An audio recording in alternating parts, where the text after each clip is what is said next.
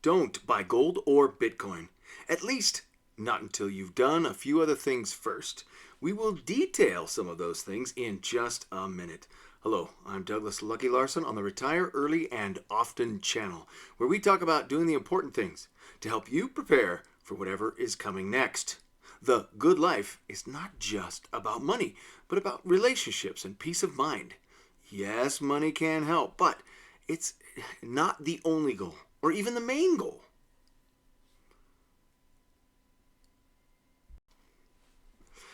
Now, way too many smart people are talking about the inevitable global recession and possible depression to simply ignore it.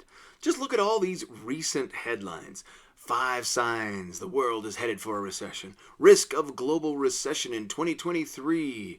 Fed sees aggressively hiking to 5%, triggering a global recession. Elon Musk says global recession. Fight against inflation raises a specter of global recession. Yes, these and many more headlines. And again, there's just too many to simply ignore it.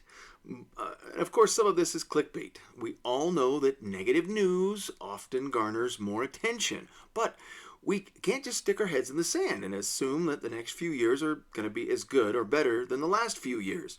And remember, the last few years were pretty weird with the COVID crisis and then varying degrees of government interventions and lockdowns and mandates. It's very smart to just assume that we may have some troubled times ahead. Talking about economic troubled times, well, Jerome Powell, the head of the Fed, has told us several times throughout 2022 that to bring down inflation, we're going to have some pain. Yes, his words. In the form of higher interest rates and also higher unemployment, and that means lower asset prices in the stock market and dropping real estate prices, all by design. Let's listen to Jerome Powell's actual words. And we're going to play this clip, but I apologize for the mic noise. Labor market conditions that benefit all. The burdens of high inflation fall heaviest on those who are least able to bear them. Restoring price stability will take some time and requires using our tools forcefully to bring demand and supply into better balance. Forcefully. Reducing inflation is likely to require a sustained period of below-trend growth. Moreover, there will very likely be some softening of labor market conditions. While higher interest rates, slower growth, and softer labor market conditions will bring down inflation, they will also bring some pain to households and businesses. Pain to These are households. the unfortunate costs of reducing inflation. But a failure to restore price stability would mean far greater pain. All right, that's enough from Jerome. He's been fairly hawkish throughout this last year, and you've all heard all those remarks by now. Even in very late December 2022, as they made their last Fed hike of the year, they're still talking about how they need to bring inflation down. There's a lot of signs showing that, that is happening and that a recession is coming, but they don't seem to care nearly as much as sticking to the game plan. Now, I hope you heard that, though. He said pain. He said unfortunate costs in the form of more interest rate hikes and below market growth and higher unemployment. Now, nobody really knows how bad it's going to get, and most other countries will likely have it much worse than the United States, but it would be stupid not to prepare. Now, how do you prepare? Many people keep screaming at the top of their lungs, the Peter Schiffs of the world and some other people that I really do respect, that you must buy physical gold and silver and maybe Bitcoin to protect yourself.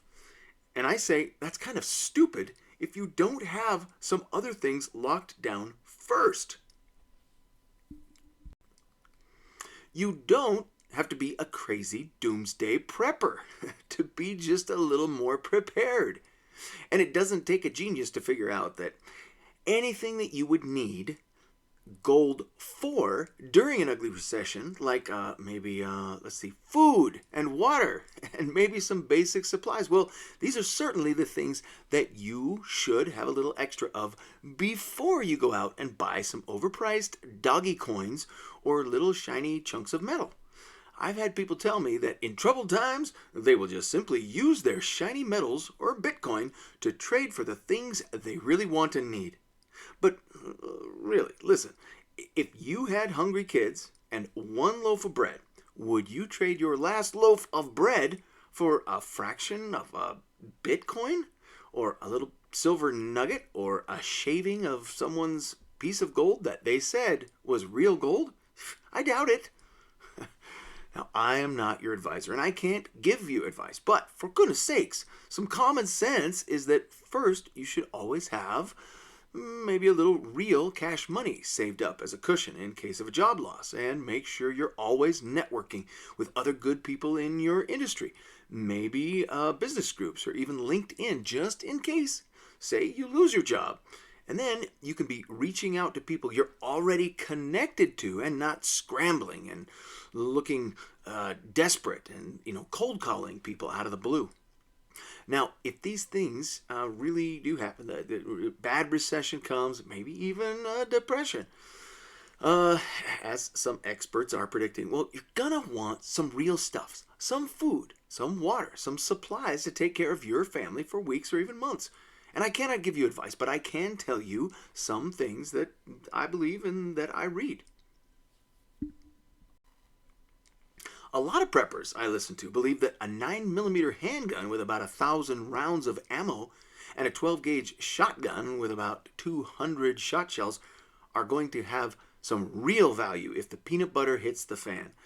They will tell you that some brass and some lead will have a much better exchange rate if you're trying to barter for some bread or baked beans or spam than some other shiny bits of metal or certainly digital crypto, especially if the grid goes down. I want real things first. Oh, you don't like baked beans or canned spam? Yeah, me neither. That's why I'm not storing any of that stuff in my pantry. I've got some essential grains and flour and noodles and sauces and a little bit of canned chili, but you should get some extra of whatever it is you like. Now, if you've got several weeks or months of stored food and water and at least $5,000 or $10,000 cash stuffed in a mattress or buried in your backyard or something, and a certain level of security, whatever that means for you,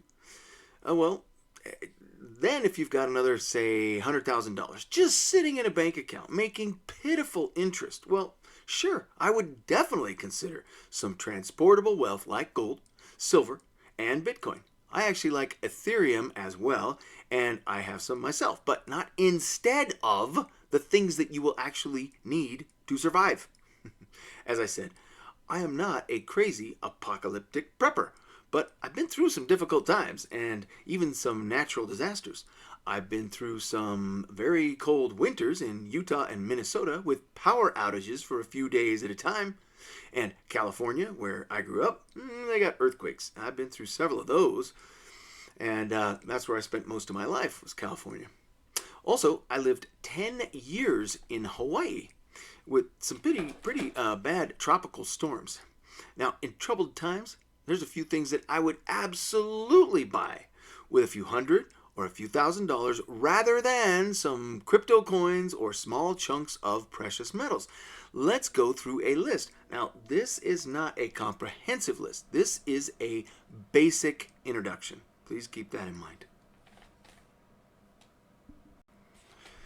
There are many great YouTube channels out there where people only talk about pickling cabbage or freeze drying your extra fruit or raising chickens for meat and eggs. There are other preppers who will tell you exactly how to build a bunker in your backyard out of a shipping container and load it full of MREs, landmines, and grenade launchers. I am not that guy. Now, I can tell you that as a suburban dwelling dad with a family of 5, I feel pretty good about my preparations in case of 3 or 4 very likely bad scenarios. I am not prepping for a zombie apocalypse or a nuclear war or a total permanent grid down event. Right now, any of those things could actually happen. Well, maybe not the zombies, but with everything going on in the world right now, Russia and China and plagues and famines, and then farmers and truckers being on the naughty list, I don't know. Anything's possible. But, again, it would be dumb not to prepare for the most likely things that are going to happen. So, last year, I remember them even talking quite a bit about potential railroad strike. Crazy. I am pretty well prepared, though, for the most likely events. Things like, and we've seen some of these in the not too distant past, prolonged supply chain disruption, civil unrest, localized short-term power outages, earthquakes, floods, fires. In any of these situations, I will be much happier that I purchased extra food and water filtration, security, and other supplies rather than spend time and thousands of dollars getting ready for the Walking Dead or nukes or the end of money. Now, let's be real. If you live in Florida or Texas, you're much more likely to have a flooding event and power outages than massive earthquakes. So prepare for that. If you live in the north, you need to prepare to keep yourself warm if the power and gas go out. If you live in the west and you're not ready for an earthquake scenario with broken up roads and disrupted utilities, yeah, that's a real thing. In California at the end of 2022, had a pretty bad earthquake up north. Very few people died, but power was out to at least 70,000 people not long ago. Crypto and gold will not keep you safe or warm on a cold night, and you cannot eat them. Keep that in mind. Now, most preppers will tell you that you can die of exposure to extreme temperatures in just a few hours. You will die without water in about 3 days. You will die without food in about 2 weeks or so. If your preparations account for those facts, then you're doing pretty well. So let's talk about these preparation items. How much cash? Well, $500 to maybe up to $3,000, literally not in a bank account, but somewhere in your home, and at least $100 cash in your wallet at all times, in 10s and 20s. I was in an 18-hour blackout just a few years ago in San Diego County. The whole county had lost power and had lights out, and unless you had some kind of backup generator or something, lights out. Radio stations were down. It was some kind of a transformer problem out in Yuma or something like that. Anyway, it was crazy. I was desperate to get some gas in my car just so that I could make it home. Almost all gas stations were closed and could not accept credit cards. A couple stations were open, obviously backup generator or something, but you could not get gas with a card, any kind of card. No credit card machines or ATMs were working. These kinds of situations are not common, but a little preparation goes a long way when there are emergencies. Now, you should have some canned food and dry food, the dry stuff where you just add water and cook. If you look in this picture here, way down here on the bottom, these kind of meal preparation kits here. Sometimes you'll find them, Amazon or something like that, and it might be 10 meals in there for 3 people or something. It's just kind of noodles and sauces and things. You add water and you got something that's pretty nutritious. I use similar kinds of things when I go backpacking with my kids. They're just in a little pouch, and you add hot water and good to go. Even if the emergency is just a couple weeks, like a freak ice storm in Texas. That would never happen. Oh yeah, it does. Or your state and county government officials tell you can't leave your house during a pandemic. That would never happen. Oh wait, yeah, that kind of thing does happen. Well, you don't want to be one of those people feeling hungry and desperate and standing in long lines at the grocery store hoping to get some canned chili and bottled water. I say get, maybe at least 50 to 100 gallons of bottled water. And be ready to maybe even fill up a bathtub or two in your home if there's an emergency and you are at home.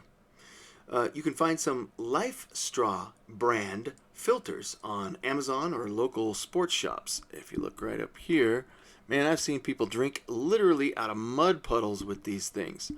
And I've used them backpacking before. I've never had giardia or any of the other illnesses that are common in streams and rivers. These filters are small and lightweight, and they might just be worth their weight in gold. More than their weight in gold in a real emergency. Talk about something to barter with. All right, so let's look at some of these other things here. Fuel. Fuel is a difficult one because a lot of times fuel, power, gas and diesel, these things don't store well over long periods of time and in large amounts. I always have about 5 gallons of gas and 5 gallons of diesel with some fuel stabilizer added to it, just sitting in a shaded spot behind my garage. I cycle the fuel into my lawnmower or my cars, so it's never more than about 4 months old. Diesel can last a little bit longer than gasoline, but again, it doesn't store forever. I have 2 generators. One is like this Honda 2000 down here at the bottom, and then I have a bigger one like this Westinghouse back here. The Honda 2000 is very quiet, runs on gasoline. I use it for camping, taking trips in my Sprinter van. My bigger generator, it can almost run the whole house. It doesn't get a lot of use, but it can take propane or gasoline. And I always have 4 or 5 propane tanks. That's these guys right here, just full and, waiting for, when I need them for the barbecue or to hook onto my trailer or something. It's good to be just a little prepared in these sort of things. I mean, you never know. Solar flare, nuclear electromagnetic pulse. Yeah, just kidding. But you never know. Lighting and heat.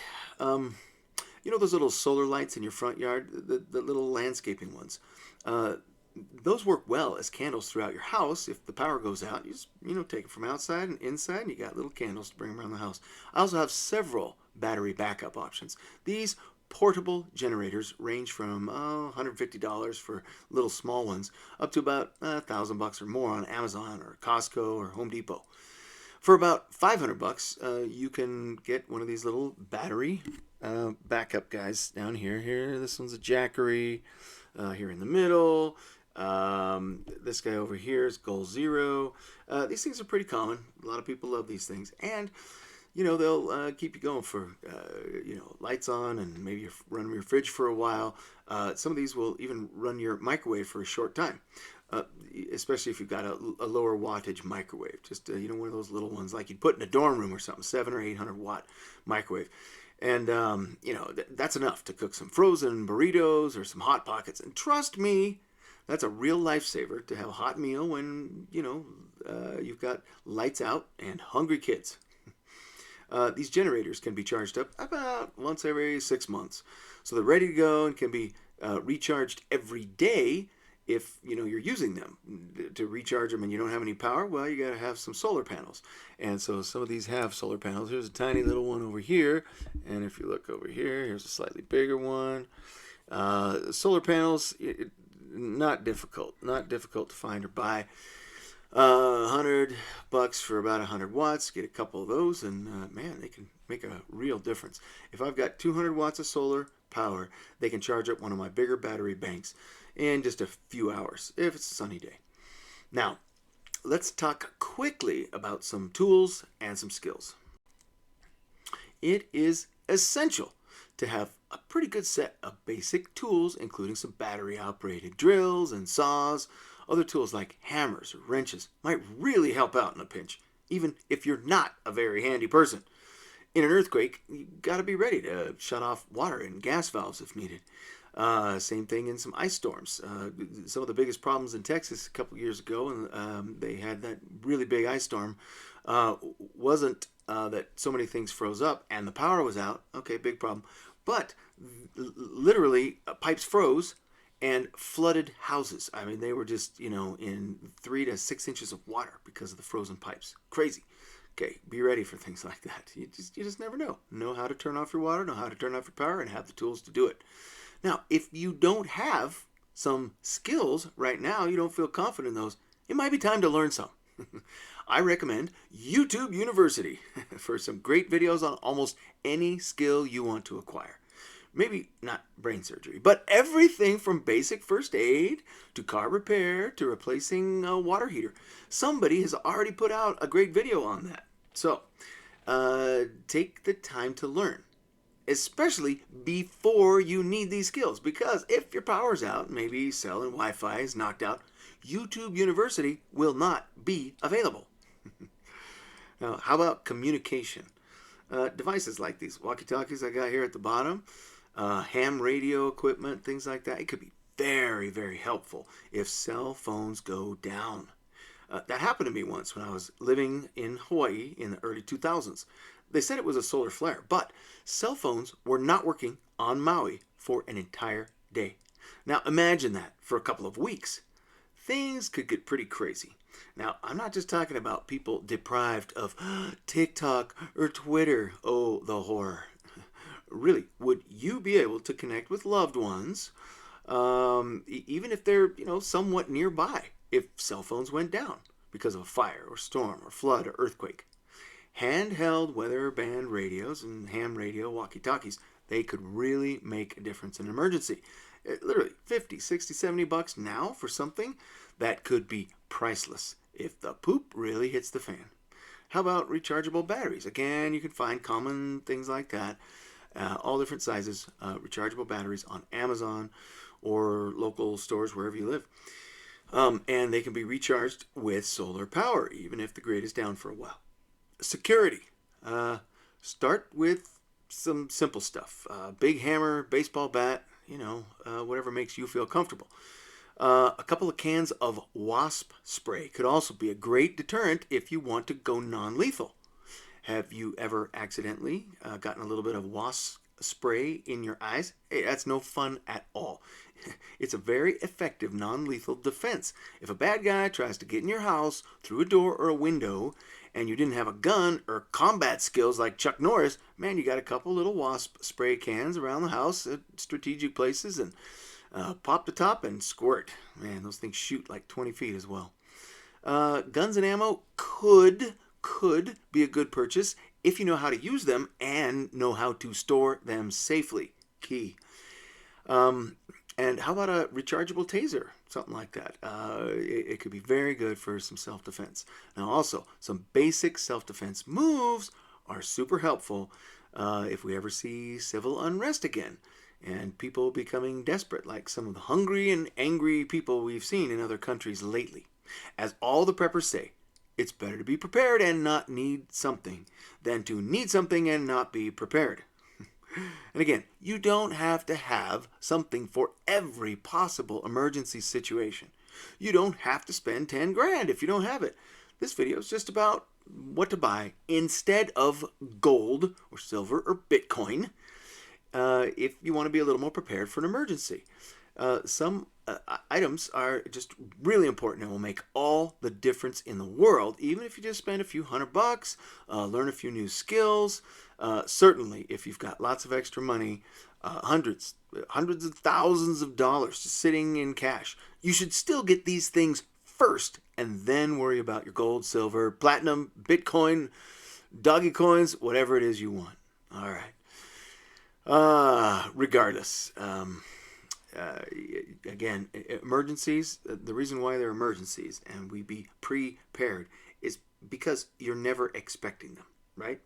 Now, regarding specific possible emergencies in your area, most city and county and state websites will have basic emergency ideas, including recommendations for a 72-hour kit, or sometimes they call them go bags.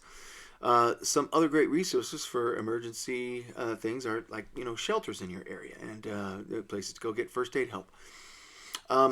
Your local area websites can be good, and also ready.gov is also pretty good. Again, the time to find out this information is before you need it. when everybody else will be scrambling, and you can have just a little bit of peace of mind. With all these things, also make sure to talk to your family and friends, if they will listen, because no matter where you live, there's always likely to be some kind of small or large emergency, and you would be just plain stupid not to have the basics covered. Now, once you've got these basics, and if you've got the money just sitting around, again, shiny rocks, digital coins, that's fine for extra protection. Importantly, stay safe out there. Have fun. And don't forget that it's really relationships with family and friends that matters most. No matter in good times or bad, it's all about the relationships. And please like, subscribe, and share, and I hope to see you on the next video.